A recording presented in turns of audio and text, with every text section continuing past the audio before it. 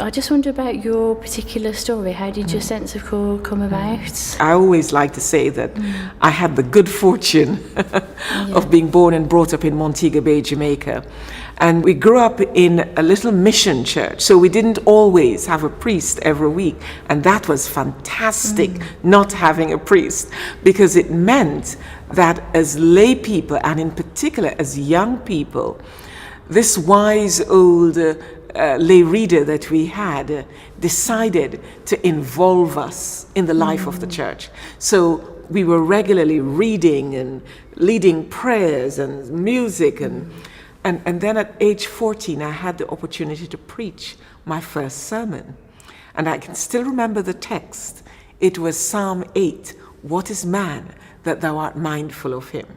So bear in mind our tradition within the Anglican Church, where we have a lectionary. So you don't get to pick your a subject to preach on. So, you look at all these readings, and here is this reading, and this one in particular, the Psalm of the day, stood out for me. And so that was what I preached on. What is man that thou art mindful of him?